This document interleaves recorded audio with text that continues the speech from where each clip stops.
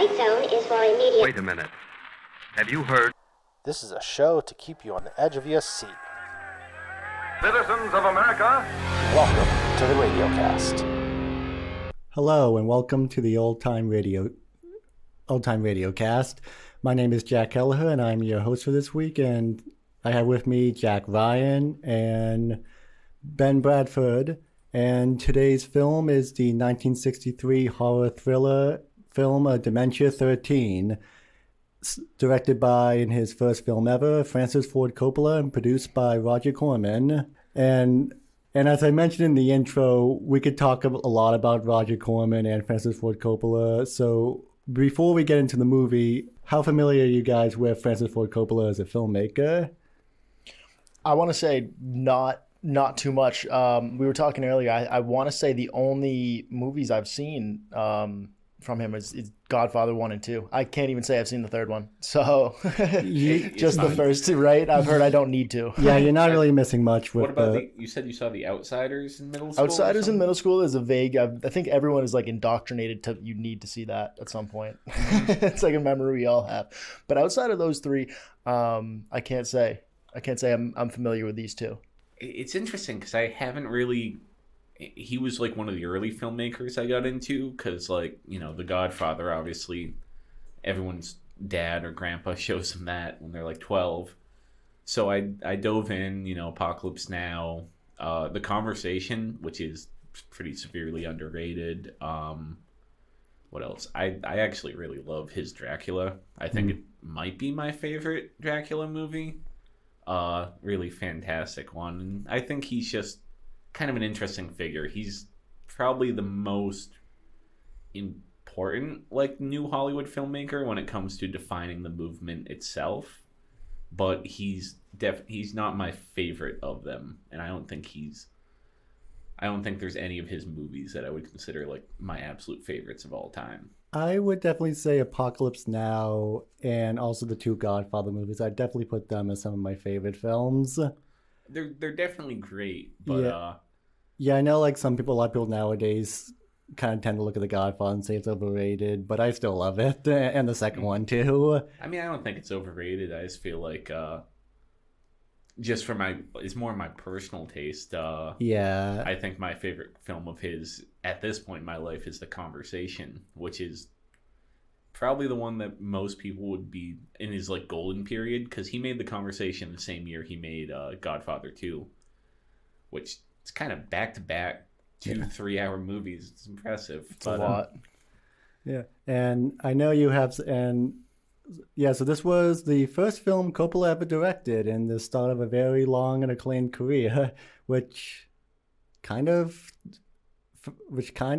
lost steam a little bit, but he has an upcoming movie, so maybe that'll be his return in the form.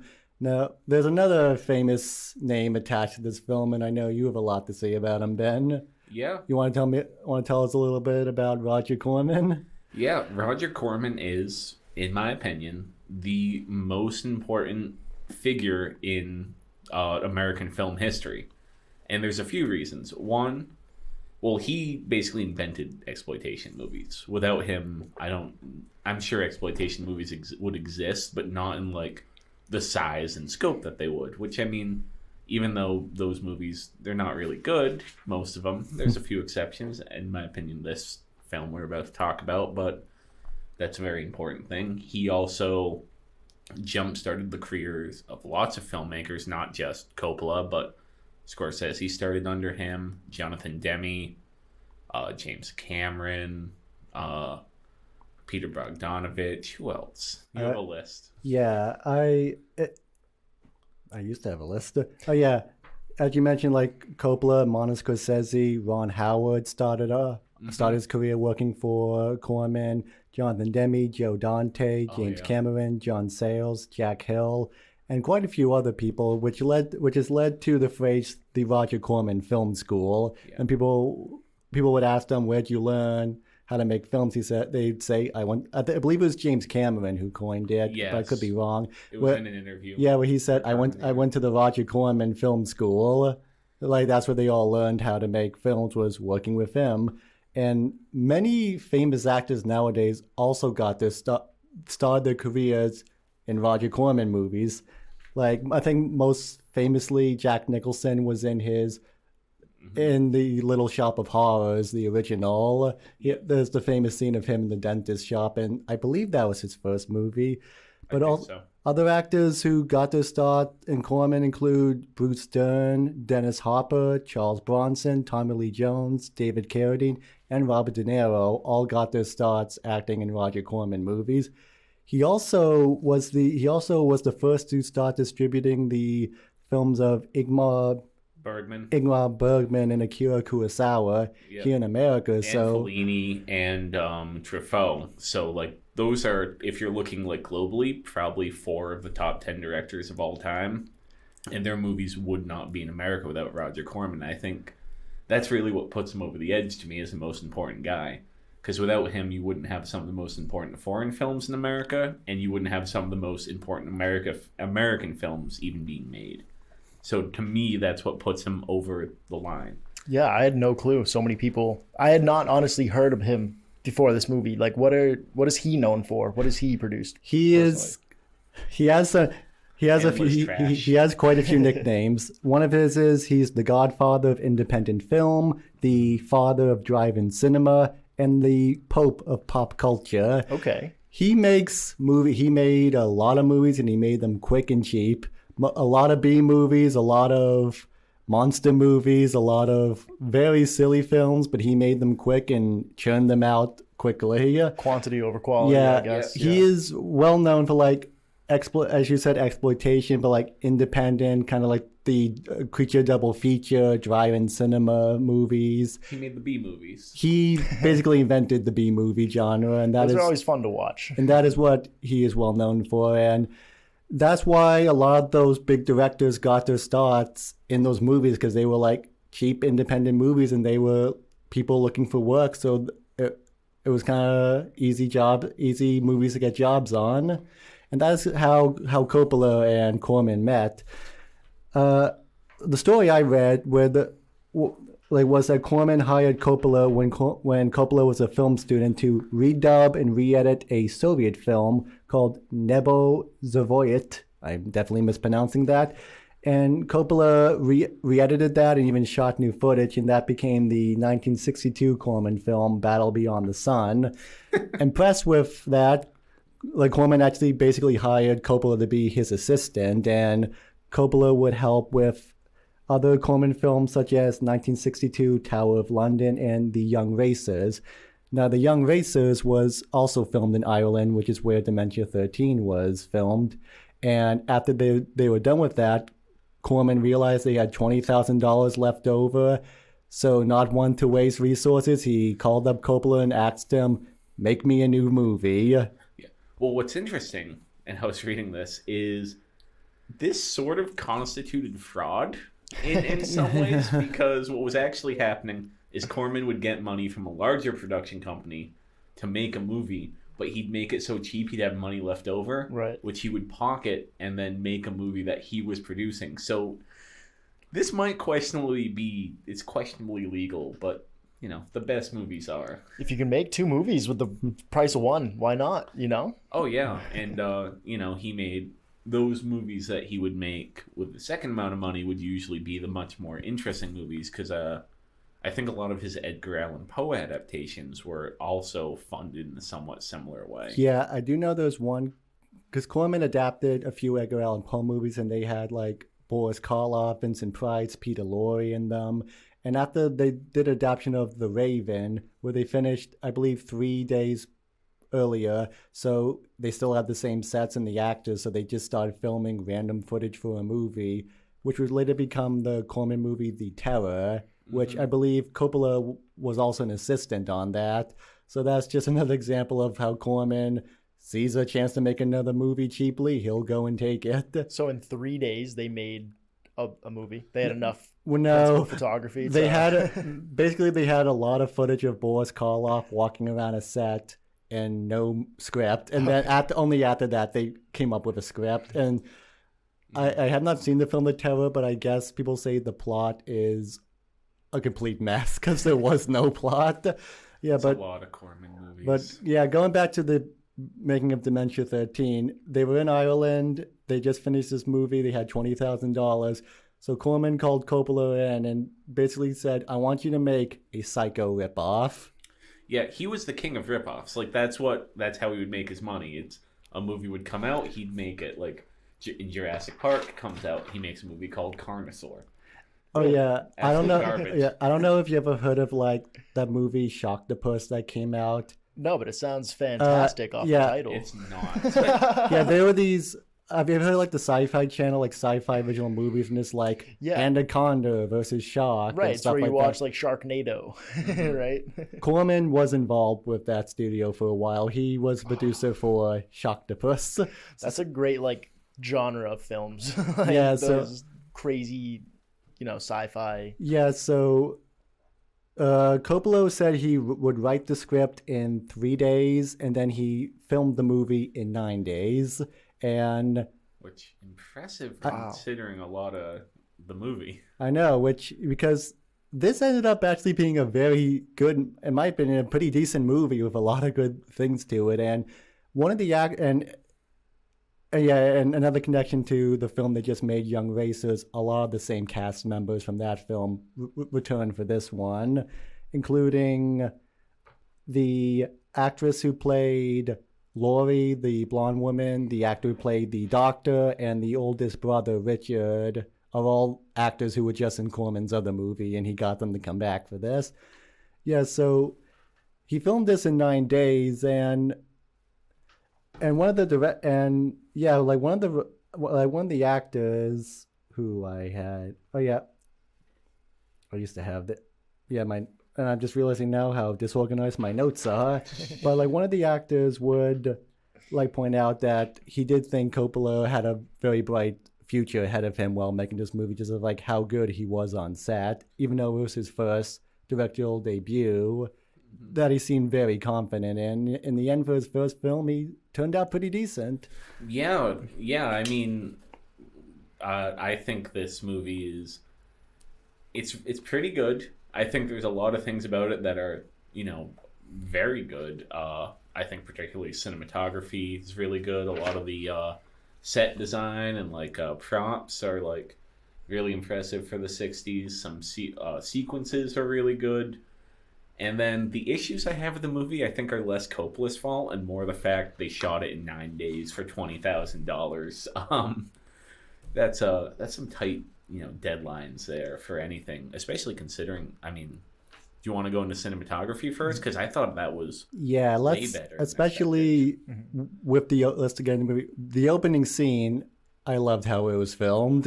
Yeah, the opening first shot is stunningly great. I could not believe. So I haven't said yet what the plot of this movie is. Well, if you listen to this podcast, I've seen you've seen the old time movie show, but Dementia 13 is about a rich family living in this castle in Ireland, and some mischief gets up. Some people get up to some mischief is what happens. Because the opening scene, we meet John and Laurie. John is the second oldest son of this family, or is he the oldest? I think he's the middle child. Yeah, he's the middle child, like this rich family, and he has two brothers who you meet late in the film, and his mother. He and his wife Laurie, they are not very happy. Very quickly we see they are not a happy couple, and they get into this boat and are having this argument about inheritance, which becomes a issue later on.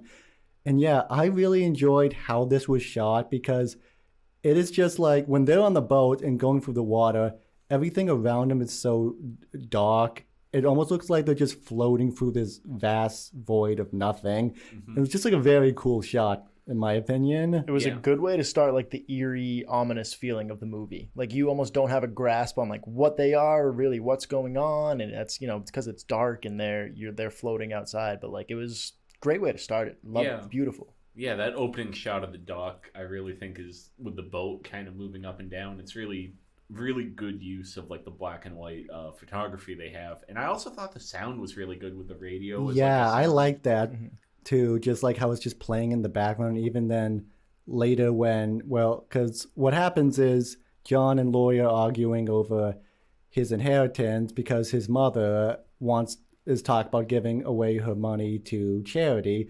And Lori, who is married into this wealthy family, is not happy with that.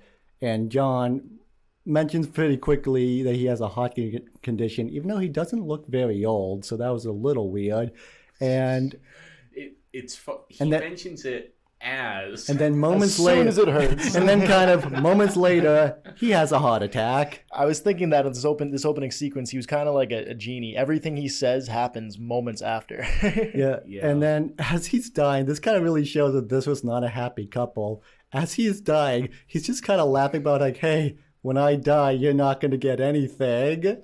Right. Like she was rowing to the shore all panicking, and he was just like, I'm going to die. You're not going to get anything. She's mad at him. Yeah, she is more upset. She's like, why don't you have your medication? How could you do this to me? It's still the argument that they were having in the beginning. Like, you have to die now. You don't have your pills. Are you kidding me? Yeah. It's funny. I feel like it was intentionally funny. And then when the radio goes in the water with his body, I feel like it's really effective. And you still hear the music just playing. Is muffled because it's underwater, but you still hear the radio playing as his body and it just sinks to the floor. So I was confused in the beginning because right when he dies, she immediately goes, well, I have to get rid of the body. And that was initially, I was like, whoa, like, why can't you just go to the police? Like, why do you have to make this a crime now? He just died peacefully. And then I was like, oh, well, she's worried about not getting the inheritance because... Yeah, she only cares about the money. Then right. Mm-hmm. And then this kind of sets up what is sort of the story for the first half of the movie. First third is Lori trying to like trick everyone into thinking that John is still alive and manipulate the mom into getting herself inserted into the will. And then this is when this is when the connection to Psycho comes up. Because quickly into the movie, Lori, who seems like the main character, is killed off. Much like Janet Leigh in Psycho. Well, in Psycho, it's halfway through. I think in this, it's like 2/3 of the way through because they didn't finish shooting this. It does not feel like they finished shooting this movie. They really only attempted to get a really broad impression of like what should have been the third act, and I think that's because you were a bit confused by what was going on in this, right? Yeah, I thought overall like I could get the storyline, but sometimes I was a bit confused about characters' motivations, about like why we're following one character or another. But it all kind of tied together in the end. But as I was going through it, I was vaguely confused throughout the entire process. Yeah, because. The beginning is we meet the other brothers, Richard and Billy, I believe, is the youngest brother. Richard's the oldest. Red herring and twist. Yeah, and we also meet Richard's fiance, Kane, and later on, and we meet the staff, and later on we'll meet the family doctor, who he only comes in after Lori died, I believe, but he's in one scene prior to it at the breakfast after the mother has like her panic attack or whatever she has at the funeral service. He's in the scene, and then that leads into the murder. Oh, yeah, so I'm kind of a little all over the place, but yeah, so after John died, Lori is like running around trying to fake that he left on a business trip. He like throws off all the stuff that he would have brought with him. He like forges his signature, and I kind of did like... Which I loved the typewriter shots. Yeah. That was cool. And I did like how this film is kind of tricking you into thinking it's going to be about... It's kind of like the movie Parasite, where it kind of tricks you into thinking that the plot of the movie is going to be Lori trying to cover up this death and hold on to this inheritance. And then there's a genre shift about halfway through the movie where Lori... because as we find out, there was a daughter in this family, Kathleen, who drowned accidentally, and the family is here to hold, I guess, a yearly funeral service for her. And this did confuse me a bit because they kept mentioning this ceremony, and then we see the mother and then the two sons, Richard and Billy, performing this very odd ceremony around the grave.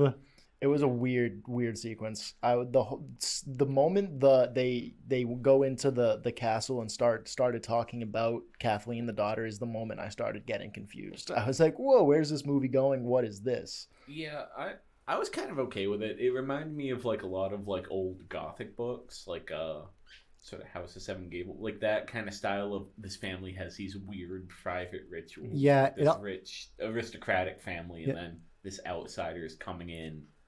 It also reminded me of like the movies like You're Next or like Ready or Not, which are two recent horror films that also deal with like rich families and outsiders and like these old houses and matters of inheritance. It made me think of Knives Out when I was watching Knives it. Out as well. The murder mystery inheritance movie. Yeah.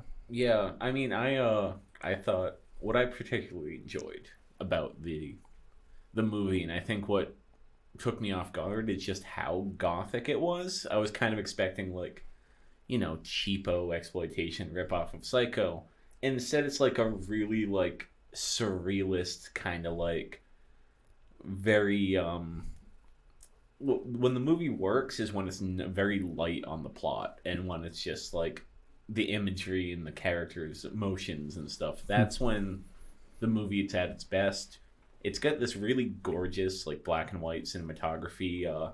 In an interview I watched with Coppola, he mentioned trying to emulate Orson Welles, which you can definitely see. His black and white, shadowy kind of photography that's not like, it's somewhat realistic, but it's also like very emotive. And I feel like that was, I think, the best part of the movie was how it looked. Yeah, the atmosphere, the cinematography, the mood of the film, I feel like was like were the strongest parts of this movie. The story could get a bit confusing at times, and some of the character motivation could be hard to figure out. But again, this is a film that was written in 3 days, shot over 9. So the fact that it's like there's so many good things about it, as we're saying, like that's a pretty big achievement.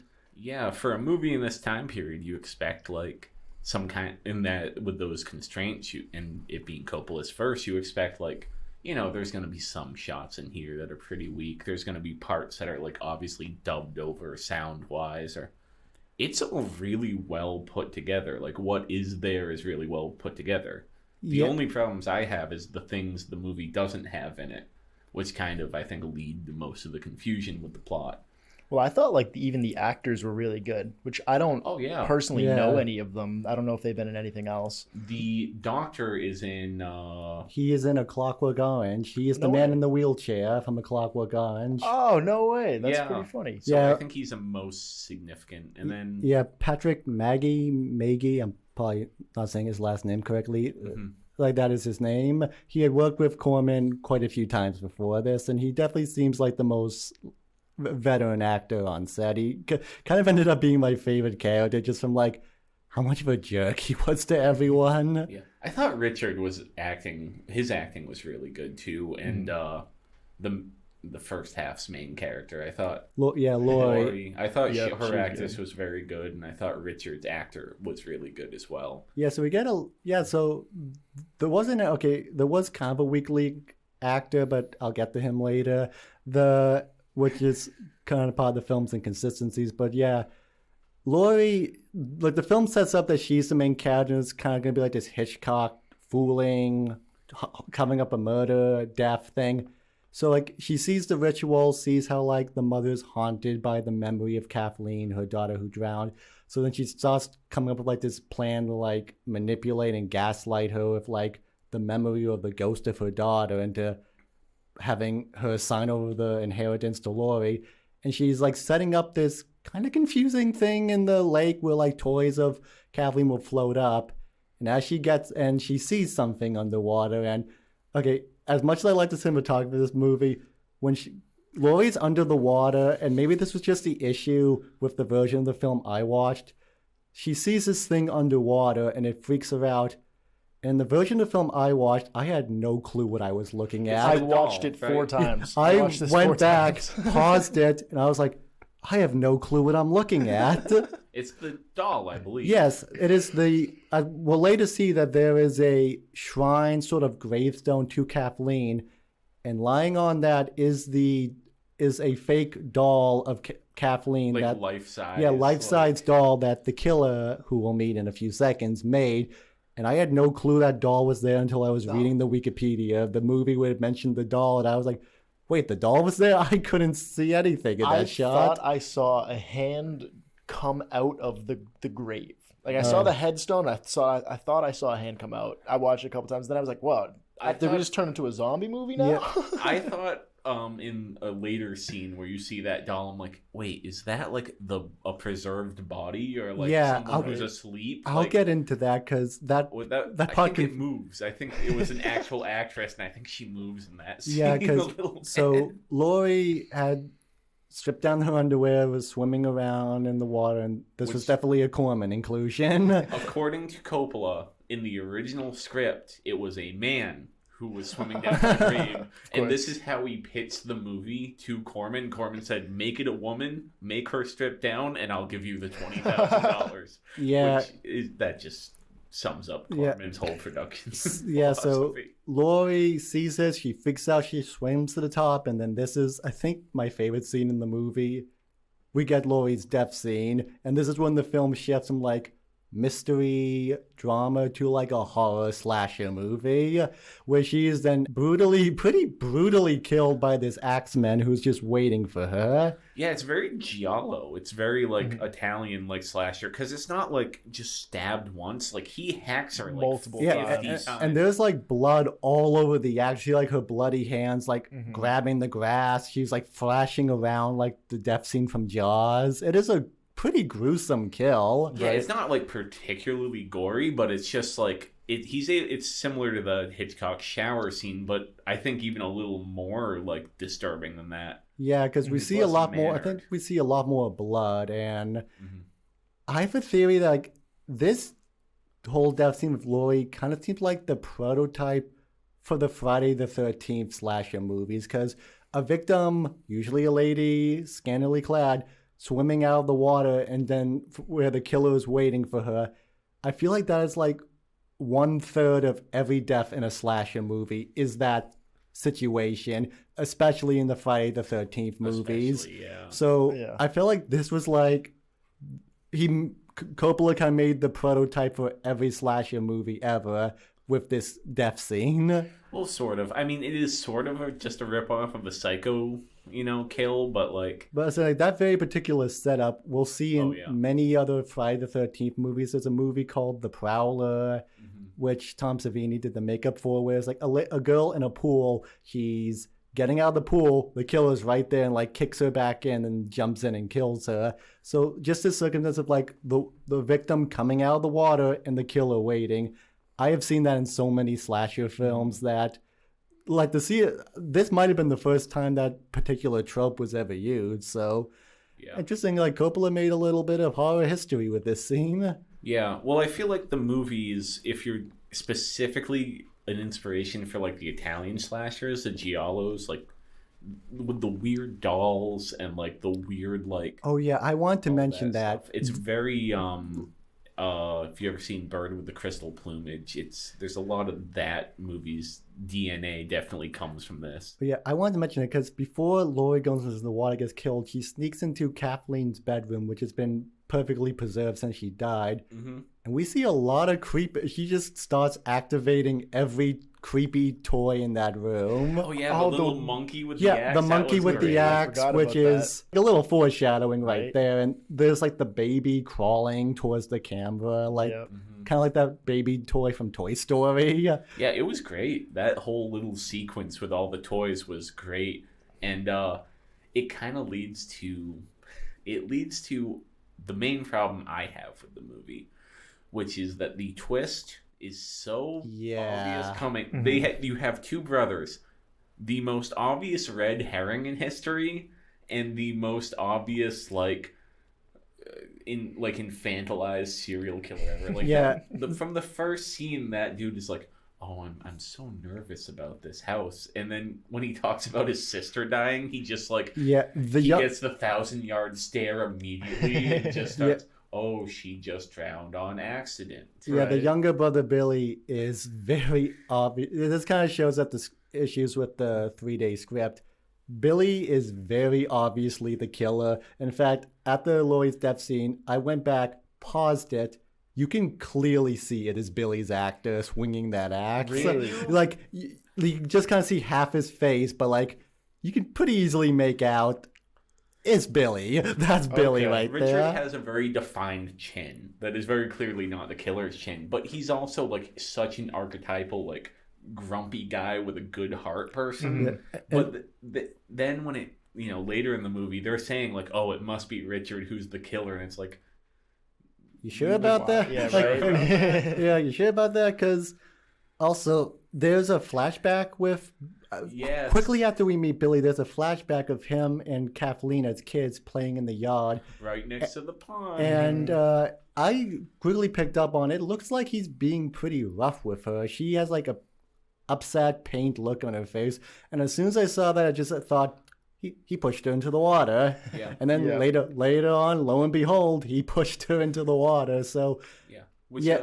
Have you ever seen the movie Don't Look Now? The Donald Sutherland I don't movie? think so. no, I know of it. I know it involves like a girl drowning. Yeah, the first scene, and it's shot very. So when I was watching this, I'm like, oh, that's like very similarly shot to this movie, which is, actually the last scene in that is also kind of it's taking a lot from slashers while not being a slasher movie itself.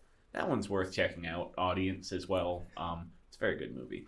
Yeah, so I was just talking about. Oh yeah, so that is kind of the main issue with the script itself, is that it becomes pretty obvious who the killer is, and I was kind of 20 minutes in. yeah, and I was kind of wondering if there was like turned out it was going to be Richard. A small part of me was thinking maybe it will be Richard, but Or no. the doctor. Or I thought it was maybe the doctor. That was my like, oh, maybe he's gonna pull a real good. yeah, I thing, was right? kind of wondering about like because later on we get a scene between the doctor and Billy in a bar, and I was like, is the doctor trying to gaslight him or like trick him into admitting something? When I saw that scene, I'm like, maybe the doctor is it's a Dr. Caligari thing where he's like Yeah. hypnotizing the brother into committing these murders. I actually have a theory about the doctor and his influence on another character, which I was about to say I'm Dr. Loomis. Yeah, I'm also no. I am convinced that Doctor.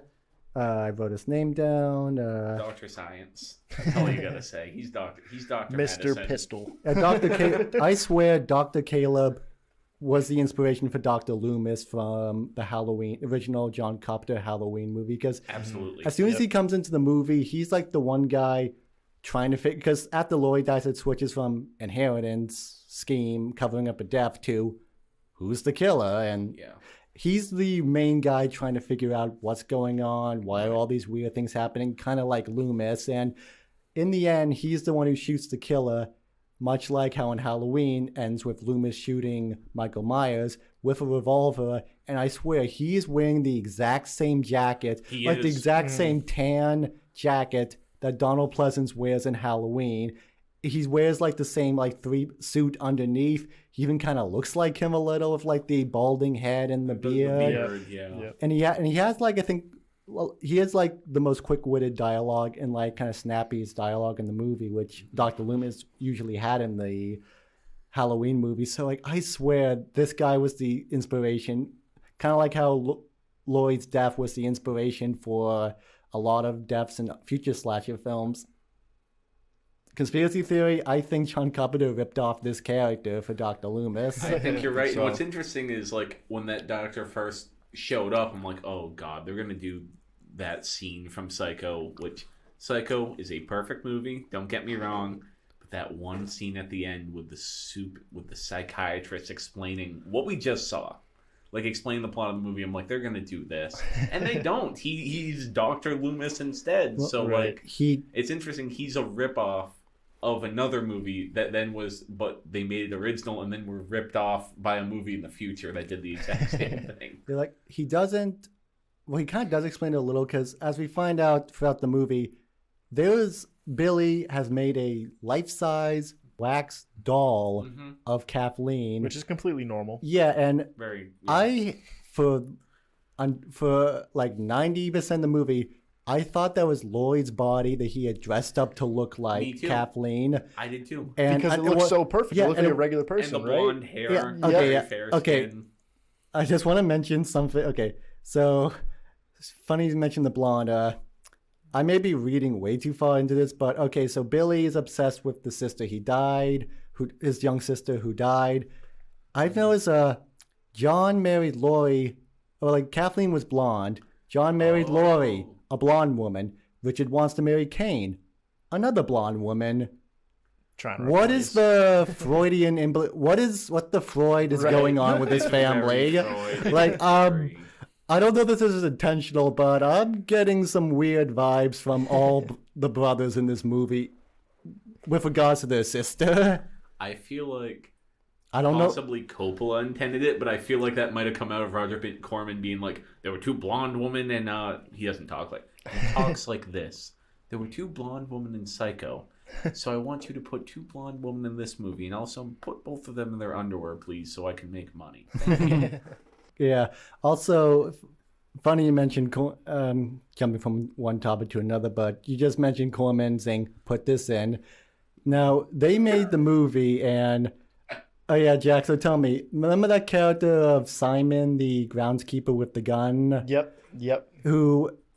I forgot about that character. Now... Funny, so did Coppola, because Simon and his whole tiny subplot was not in the original version of the movie. He's only in 2 scenes, right? When they find him and then when he gets killed. Yeah, because Coppola made the movie, Corman watched and said, there needs to be one more axe murder. We need more axe murdering in this movie. So they wrote this guy up? Yeah, so because there's only one axe murder. Because he brought in fellow Roger Corman Film School student Jack Hill, who would make a ton of exploitation movies. Jack Hill came in and shot the scenes with Simon, and they put that in just so the movie could have a higher body count, which really kind of makes sense because Simon never interacts with any characters on screen. And when he interacts with Billy and Kane, it's just a shot of him, a shot of the other two actors, and they are clearly not in the same location talking to each other. Is that the shot of Billy that has the axe? Oh yeah, and right before, because right before Simon shows up, Billy is talking to Kane, and he is waving an axe around. Again, another thing, like this movie doesn't really hide the fact that Billy's the killer. No. Yeah, so Simon was only there for another body, and he was played by an American actor doing a really god-awful Irish accent, in my opinion. Which is interesting because the doctor is actually Irish, and he's doing an American accent. And the mom, who plays mom, she is also Irish, but she's not. And yeah, for a movie set in Ireland, there were not a whole lot of Irish accents in this movie. No.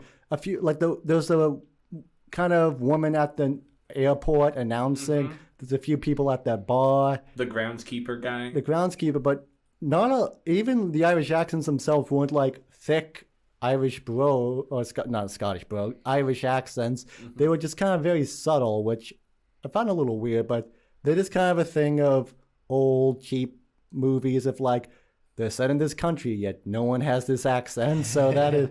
Oh yeah, also that's something that confused me. Well, is the like sons went to school in America, so there's justification for them. But True. the doctor, There's a part where the doctor calls out and his Kane, American education. yeah, because Kane, Richard's fiance, is from America, because Laurie would point out she's an American girl. And I want to take a brief side note to talk about an interesting note of this movie's legacy, because Lloyd describes Kane as an American girl. You can tell she's been raised on promises. Are any of you familiar with the song of Tom Petty and the Heartbreakers, An American Girl? Yeah. It has that exact same line as a lyric of the song. Oh. So do you think they were referencing the same thing, or this was referencing that movie? American Girl came out in 1976. It was Tom Petty and the Heartbreakers' first part of the debut album. It was their first single. And the whole line describing Kane is kind of inspired a song for that, I think. Oh yeah, what I mean is I wonder if this movie is referencing something else too, because I don't feel like it would be easy to see this movie until probably recently, because Corman, to my understanding, was not very proud of this one. Yeah, maybe not. Coppola actually kind of was, because the last film we did was Fear and Desire, the first film of Stanley Kubrick, and Kubrick wanted to burn everything to do with that movie. He hated it. He didn't want anyone to see it. I read an interview where he said at the time he was just happy to make anything that ended up resembling a movie. For 12 days and like $20,000, great, fantastic. You know, even otherwise, I feel like it's still pretty solid as a directorial debut. You know, so I kind of get it because Fear and Desire is a lot rougher than this one. Yeah, there's a lot more. You can definitely see the talent, like Coppola's talent for this. And I finally found that quote I was going to say. It was cast member William Campbell said he was, quote, impressed by Coppola's leadership, abilities, talent, and the energy he brought on set. And then he would later try and get a role in The Godfather, but was disappointed that he didn't get it. So, yeah, it seemed early on that everyone involved in this movie was impressed by Coppola's abilities, and he would later go on and become one of the most legendary directors working nowadays. You know what I was really impressed by was the score. The I don't know, the murder note, it almost sounds a little psycho-ish. I got a little bit of like Twilight Zone vibes from it. I really liked it though. You know, it made me feel eerie. Love the score. Yeah, a lot of the formal elements, the cinematography, the acting, the score, all that are good. The problems with the movie are like structural because we've gotten to Kay's murder, we've gotten to that stuff. I feel like,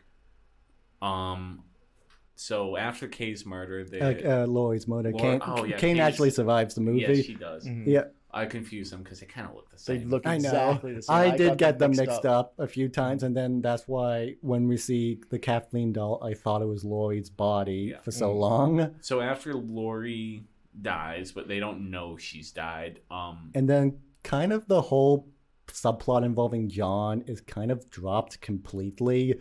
I don't think anyone brings up John again in the movie, and he's just lying dead at the bottom of the pond. And no one finds, because they later drain the pond, find the grave, but this part really confused me.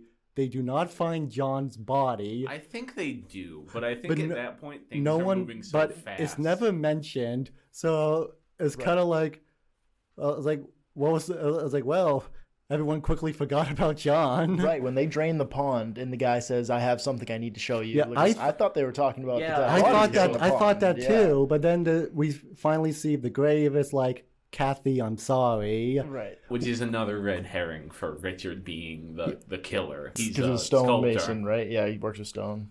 And then after that, he's like trudging through the castle creepily at night, and then Kane's like, what are you doing? He's like, I'm just trying to find the tools trying to figure out who made that statue, looking at the tools. I'm like, all right, I don't know if okay, red herring, what are you doing? Yeah, and then are you not a red herring? Is this movie just way too obvious? Yeah. But then the camera pulls back and you see Laurie's body. I know. Right. Well, no, it's the doll. The doll, yeah. Oh, it is? I thought that was her body. Oh, yeah, the doll. Yeah, because Richard goes into like the dad, who was also a sculptor, he has passed away. Richard goes into his old workshop and is like looking at all the tools, trying to figure out any clue for who made that grave marker under the pond. And Kane comes in, is like, what are you doing? And then they talk, and then the camera pulls back and we see hidden kind of like a bed almost, is the wax doll of Kathleen. And upon me, I do have to wonder, why is Billy just throwing this doll all over the estate? Because Laurie finds it underwater, Simon finds it just under a random bush, and then he gets his head cut off by Billy, and now it's inside this room. Was the doll that Simon found? Yeah, Simon. I thought it was her body. I thought it was the body too. Yeah, because it's not until... Oh my god. Because, that kind of confused me. We don't find out it's a wax doll of Kathleen until the Dr. Caleb finds and is like, he made a wax doll of her because he couldn't let her go. Right. I was like, oh, this was a wax doll the whole time. I thought it was Laurie's body the whole time. Because initially I thought, he was dressing the dead body up as his sister because he had... Initially I thought under the water he had like the preserved body, and then he started dressing up the new dead body as it, because it makes no sense. But also, I watched this movie like halfway through and then had to do something else, and then it was kind of a bad print. So I found like a 1080p version that didn't have the decapitating the poacher scene. The movie flows way better without it, honestly. Really? Yeah, there is a director's cut of this movie that Coppola released in 2017. The only real differences are it doesn't, because in the beginning there was some voiceover narration by Laurie. Mm-hmm. That was not in the original movie. That was something Corman wanted him to add. Wait, when she's like hiding all the Yeah, stuff? she's like, I have to do this. I must do this because See, they. that was still in the version I watched. They just cut out the axe murder. Okay, maybe that's. I do know that was an inclusion that Corman wanted because Mm-hmm. he kind of thought the audience needed some more. Kind of needed to be hand led through the movie. He was kind of right, I feel like, about that part. Yeah, and Simon. The whole difference is the director's cut is better quality, and Simon is nowhere in the movie. Which is good, because it's just a waste of... Yeah. It's weird that he moved the doll that quickly in Yeah. between those shots, which is why I assumed when I watched that version, Also, why is he moving it? Just to scare people? Yeah. Like, what is the point of And moving also it then to later, these places? also mother. oh yeah, then later, like the mom who earlier was kind of tricked by Laurie into thinking that the ghost of Kathleen's trying to talk to her. Then Laurie disappears, murdered. Then the mom goes out to like this, I guess, playhouse on the Yeah. grounds that belonged to Kathleen that is also untouched, which this family really needs to see a psychiatrist. So They have one. she's in there, and there's the doll of Kathleen, which and then suddenly the killer starts just breaking kind of attacks the mom, but not really. He's more of like attacking the fun, He's like the playhouse. smashing the house. Yeah, he's like Right. smashing it. The mom freaks out, runs back to the estate, and collapses. And She's in a coma for the rest of Yeah, the movie. and They that- never say what yeah, happens That's to her. what I thought that she like died. I thought that attack was meant to make it seem like he got her, and that's why she died. and then No, No, she's still alive she just- at the end. She's oh, just in a okay. coma. Okay, Yeah, I and just then- forgot what happened to her. like Kane, who was also kind of trying at this point, also kind of trying to figure out what's with all these weird things happening on this house, finds her first. The maid finds her, and they're like calling out for like Billy, Richard, and both of them take quite a while to show up. So I was like, I see what you're doing there, guy. That guy's like, Yeah, that was clever. you're like, Right. yeah, I was like, I see what you're doing there, trying to keep it secret who the killer is, even though it's pretty obvious who it is. Like, oh, who is it? Is it Richard or Billy? Oh god, the scene in the pub when he's like, "Oh, the fish hook. She's on the fish hook." I'm like, okay, you're just showing your hand too much. But when they actually reveal what he's talking about, that is I like forgot a about pretty the fish hook. haunting Yeah. shot. Of, So, yeah, some more things happen. Then the Dr. Caleb kind of brings Billy to a bar where he kind of sits him down and then just starts asking about like nightmares he's had. And like Billy kind of starts reciting this old nursery rhyme that involves someone being on a hook. Later on, when Richard and Kane are getting married, it kind of something clicks with the doctor. He goes inside this shed and he finds Lloyd's body hanging on a fish hook. on like a meat hook. Oh, yeah, meat which hook. is, if you know, that's basically ripped off exactly for Texas Chainsaw Massacre's like original yeah. poster. It's like the Yeah. exact same framing of, the woman on the fish Oh. on the meat hook. I didn't even think of that connection. Did every slasher film rip this movie off? It seems like it. It seems like, because that was 68 or 69, so that was a bit after this, and I think Tobe Hooper might have done a couple Corman movies. I think he was in that film school, right? He seems like a guy who would have worked with Corman. Yeah. So he finds Lloyd's body, and it is props to whoever made up her body. That was a gruesome sight. Yeah, there's not that much gore, but like there's enough blood and stuff, and just like I think part of it comes from the cinematography. She's so pale and so white, and then just the black backdrop. It's a really striking image, and like probably the reason we can't play this before 10 Yeah. o'clock at night. Yeah. Even though there's nothing like there's technically gorier stuff on like primetime TV shows nowadays, but it's just the implication of it is so dark and so messed up. It's really, really effective. Yeah, and then Caleb then sees the doll, which is now in his 7th location of the movie, I think. And then that's where I finally realized, oh, because it's a doll. Because I was very confused when I saw her body. I was like, wait, why is she still in her bikini and all bloody? Didn't we see her in the dress earlier? Then we see the doll. It's like, oh, They're two different like, things. oh, Right. Yeah. it's the most lifelike doll I've ever seen in a movie. And I think they have the doctor say like it's a doll. Yeah, he because I says- don't think I would have gotten I it. wouldn't I'm have. like, I would have assumed, like, did he, like, dig up her, like, Yeah, preserved body? that's what I thought. preserved. That's why, yeah, because you mentioned the doctor from Psycho. The doctor kind of does that where he mentions, like, he made a doll so that he could hold on to her forever. Which, It's less annoying yeah, than because Psycho. I feel like the movie kind of needed that because when I first saw the doll, I was like, what am I, like, is this her dead body? How is she so well preserved after like 10 years? Like, what is going on? And so it kind of needed that thing of the doctor explaining it to us, the dumb audience, what's going on. And then Billy is trying to murder Yeah. Kay. What's her name? Sorry. Kane. So kind of with the yeah, doctor yeah. and kind of thing that why I like this kid is like he doesn't tell anyone. He just picks up he knows someone's the killer. He picks up the doll, just puts it in the open where people define, and just waits for the killer to reveal themselves. With a gun. Yeah, and then Right. everyone sees the doll. Kane goes to touch it. Billy like kind of appears out of nowhere with his axe, and then Dr. Caleb shoots him. Yeah, and then he explains everything, and then the last shot is them smashing the Yes. face with the axe. which I Great thought shot. I that thought it was a really fantastic good shot. And then yeah. the credits rolling on it too. Yeah. Great. Yeah, which, I mean, I think that's the biggest problem I have with the movie. I feel like if you had another 10 minutes in between the wedding and the bar scene, I feel like you could have filled in enough background detail to really set up that ending. Because it's a really good ending on its own, but in context of the movie, it feels like you have this scene in the tavern where Billy basically admits he's the killer. Like, Yeah. he stops just short. And then the psychologist seems to kind of suspect him, but then not. It's a little vague what his motivations are. And then it cuts right to Richard and Kay's wedding. And it's like, you need a little bridge there, or you need a little more padding. Yeah, that did throw me off when that happened. I was like, oh, we're suddenly at a wedding now. Right. Yeah, and then they don't mention the mother again. They don't mention John. They don't mention Lori. I don't think, does he even mention that Lori's dead on a hook?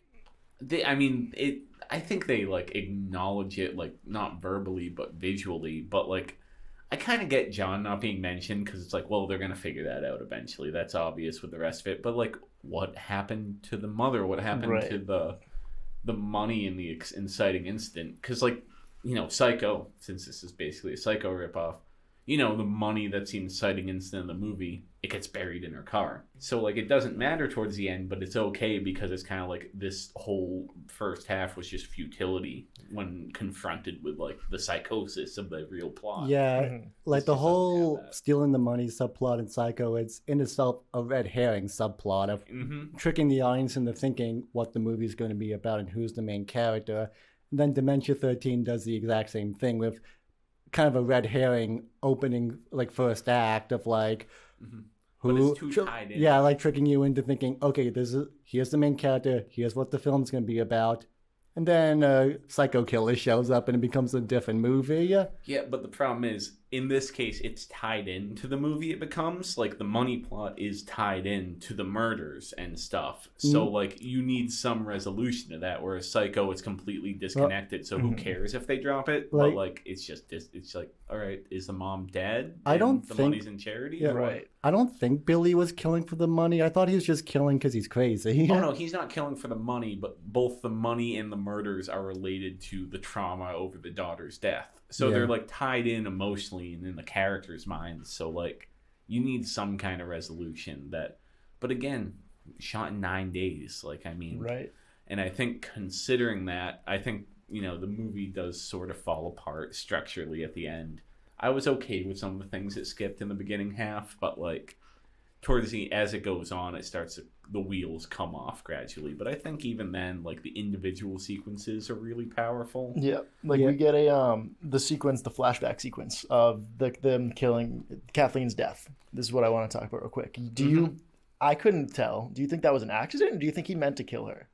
I think he was roughhousing and it just went a little too far and he freaked out Okay. and couldn't Yeah. save her. Because that's what I was thinking too. And then as soon as she fell in the pond, he just ran away. And I was like, oh, that looks like a murder now. Yeah. Yeah, that was like the one But- scene that was like a a little questionable in terms of how it was put together. But I feel like there were no scenes in this. I feel like a lot of exploitation films have assigned a lot of scenes you're watching, like, what just happened? Most scenes, I got it. It was like, overall, I'm like, I would get a little confused going scene to scene, like, all right, where are we now? Right, yeah, no, I thought the ending was strong, but, definitely needed more in that third act to kind of wrap up everything that's been going on instead of, hey, here's a bunch of things and the movie's done, you know? Yeah, but for film, as we keep saying, written in 3 days, filmed in 9 with the leftover cash of another movie. Coppola made a pretty decent film for his directorial debut, and I'm honestly, and I'm kind of surprised, like, with this being his first film, he would never really, he'd only kind of really make 2 horror films after this, one being Bram Stoker's Dracula, which also is very heavy on the mood, the atmosphere, and the music. And then he made a film in, like, 2014 called I was about to mention that. A horror movie called A Twix, which I guess is apparently terrible. He wasn't trying to make it good. He was trying to experiment, and it's almost beyond being calling good and bad. I did not enjoy it at all. But it is, you can tell he's trying to reference a lot of older movies and stuff, and like, I think he didn't care about pleasing anyone with that one. But his new movie, Megalopolis, I am very excited for this movie because he has been trying to make this movie since the 1980s. Yeah. He only made Bram Stoker's Dracula and a few others so he could try and get the money to make a Megalopolis. Yeah. And this has been his passion project for the last 30 years, and he's only now finally getting to make it. Yeah, and I mean, it's impressive because, have you seen Scorsese's Silence? Yes, I have seen Silence. Yeah, that was another one. He was trying to make that for 30 years, and I feel like that's one of his best movies. So, high hopes for Megalopolis. Who's in it? Adam Driver? It's got a lot of people like Adam Driver, Forrest Whitaker, and there's a bunch of other actors whose names I cannot recall off the top of my head. But it's got a big cast in it, and they actually just wrapped filming in March, and it's set to be released sometime in 2024. So, yeah, if you're a fan of Francis Ford Coppola, he's got another movie coming out, which hopefully will be good. And if you haven't seen Dementia 13 and are curious to see how his career got started, I definitely recommend it. It's on YouTube. It's on YouTube. It's on our YouTube. Watch it on our YouTube. Yeah, if you haven't seen the movie yet, and although it may not be, as I said in the old time movie show, it may not be a big classic or anything, but it definitely is an interesting look at just how he got started and for what it is as a directorial debut, I think it's pretty good. Yeah, I think for if you're looking for a nice short little horror movie, I think it's really effective in terms of mood and stuff, and the few kills it has are really effective. So I think you can watch it with just that framework of I want to watch a little horror movie. It's interesting to watch. And I guess in this discussion, we kind of discovered a bit more influential than we expected. Yeah, a short horror film that may have also influenced every slasher movie for the next 30 years. Yeah. Right. I'm going to have to look into that. Yeah, me too. Anyone have any last thoughts on the movie? I know we're kind of getting close to the time limit. I thought it was a great movie. Like Ben said, it was quick. Like, you could watch it in an hour. What is it, 74 minutes? But, something like that. Kept me on the edge of my seat. Like, I was curious about what was going on the entire time. And, for a, quick first movie, I thought it was great. Guess that's it. Yeah. Thank you for tuning in to the Old Time RadioCast show, and make sure to I don't know how to end a podcast. How do you end one? We're ending this podcast like they ended this movie. It's done.